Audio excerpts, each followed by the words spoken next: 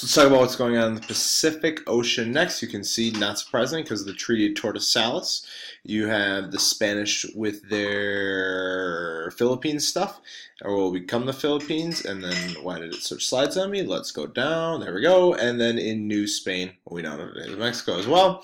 The Dutch also. The Dutch were down here. The Dutch had, basically because the VOC company had taken control as the Portuguese just faded away, which was stuff we already talked about before, because they basically didn't have the empire, quote unquote, to manage it, and the Dutch and the English slowly but surely took over, the Dutch especially in the southern part of Asia.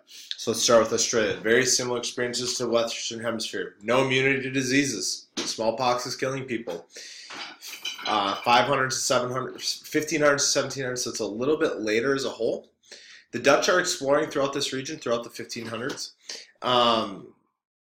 There's no mountains, there's no hills, and so they look and they saw one fruit, and so they conclude throughout the region that there isn't a lot there.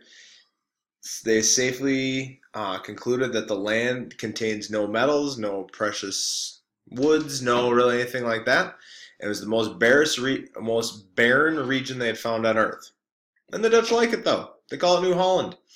And so the Europeans as a whole start calling it New Holland. And they explore everything down here except for the eastern part of Australia until the 1770s when James Cook gets there.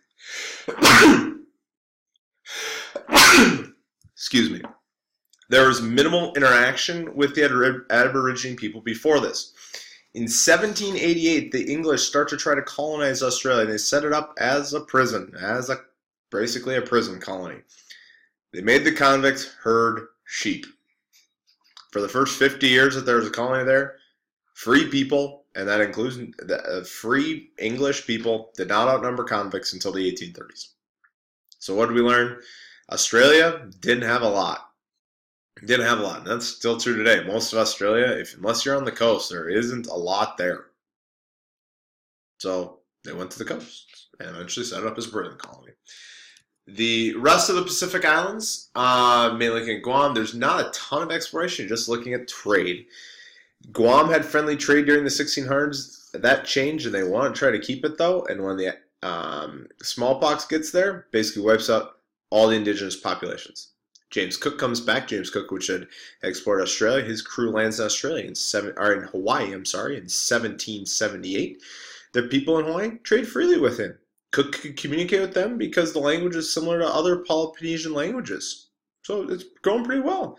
The crew has relationships with women, which brings STDs to Hawaii as well. And when that happens, James Cook comes back a year later and they kill him. Didn't work very well. So STIs, just sexually transmitted diseases, it's sexually transmitted infections, it's everyone you want to go with. And it ends up killing James Cook. Guam and Mariana Islands are going to become part of New Spain by 1700, and those Manila galleons are coming back.